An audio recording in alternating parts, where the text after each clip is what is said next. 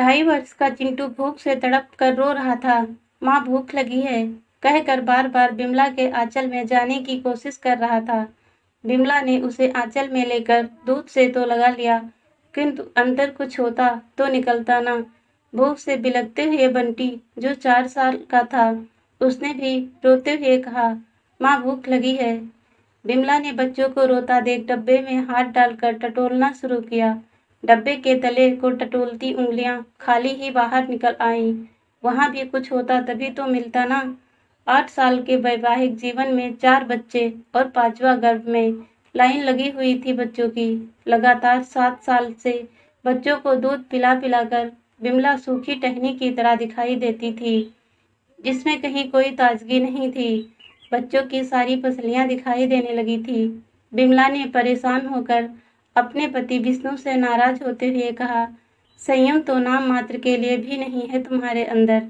Line से बच्चे पैदा करते जा रहे हो। मेरा शरीर तो तुमने तोड़कर ही रख दिया है।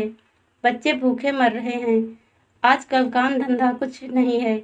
जितना जोड़कर रखा था मैंने, महीनों से चली आ रही इस महामारी में सब खत्म हो गया।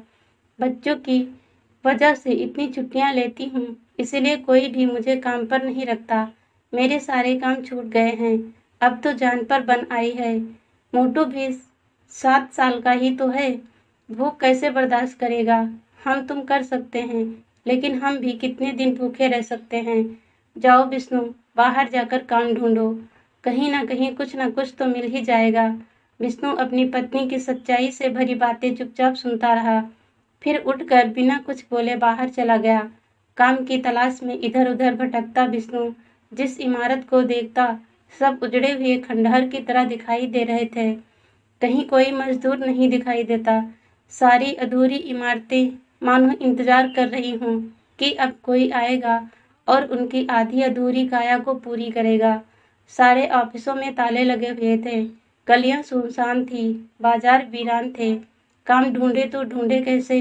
विष्णु ने हमेशा इमारतों की दीवारों और छतों को बनाने का ही काम किया था।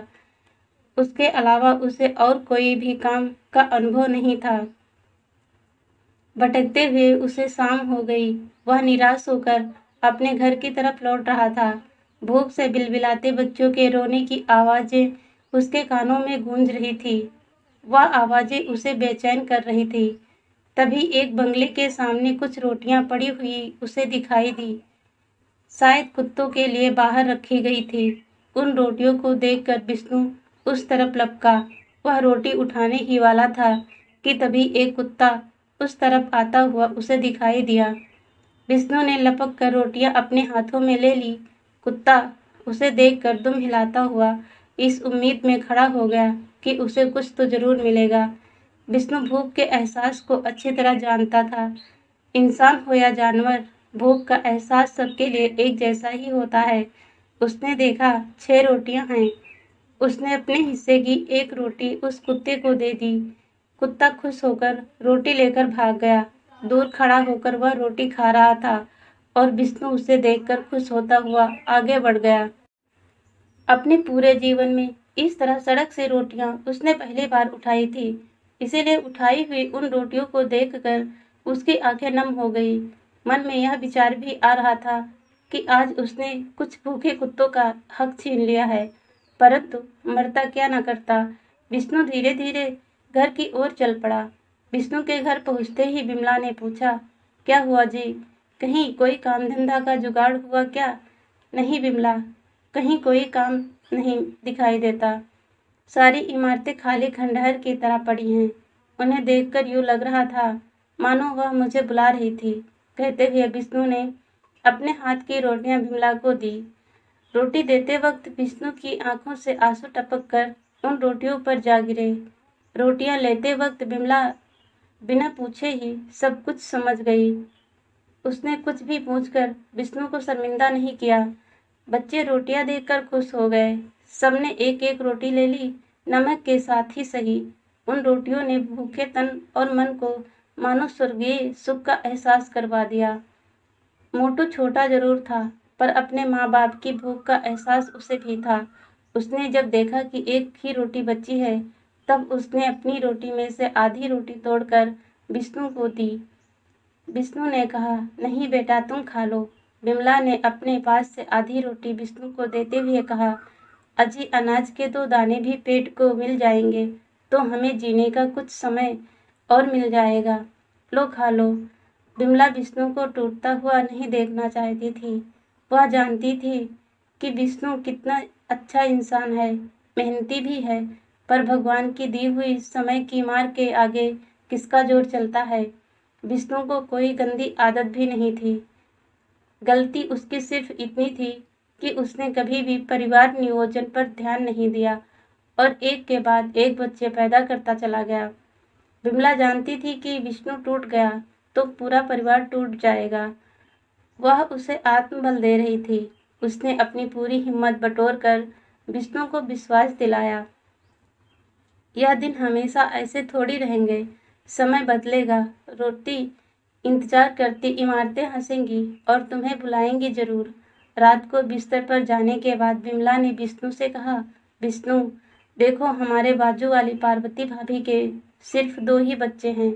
काम धंधा तो उनका भी बंद है, फिर भी उन्हें भूखे मरने की नौबत नहीं आई। हमारे तो 4 हैं, 5वां आने की तैयारी में है। विष्णु, वह इस दुनिया में आकर भी क्या करेगा? ऐसे ही भूखा मरेगा। अब तो छाती से दूध भी नहीं निकलता। मैं सोच रही हूँ उसे निकलवा ही दूँ। यह क्या कह रही हो भगवान?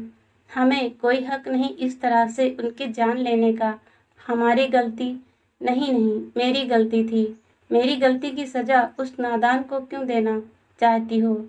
मैं 4 के बदले 5 को किसी न किसी तरह से पाल लूँगा। मेरा यकीन मानो, इसके बाद यह गलती दोबारा कभी नहीं होगी। आज समय ने हमें यह बता दिया कि इतनी औलादें पैदा कर हर तरह से गलत है। ना हम उनका सही ढंग से पालन पोषण कर पा रहे हैं और ना ही उनका पेट भर पा रहे हैं। पार्वती और राम अवतार के 2 ही बच्चे हैं, तंदुरुस्त दिखते हैं, सुखी हैं उनका परिवार। काश हमने भी सोच समझ कर अपना परिवार बढ़ाया होता तो आज हमें यह दिन नहीं देखना पड़ता।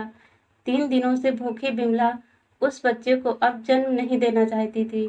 भगवान ने शायद उसकी आवाज़ सुन ली और उसे उसी दिन गर्भपात हो गया। इस घटना से विमला की आंखों से आंसू तो अवश्य बह निकले, किंतु मन में खुशी थी कि एक और बच्चे को इस तरह कष्ट देने से अच्छा है भगवान ने उसे ही अपने पास बुला लिया।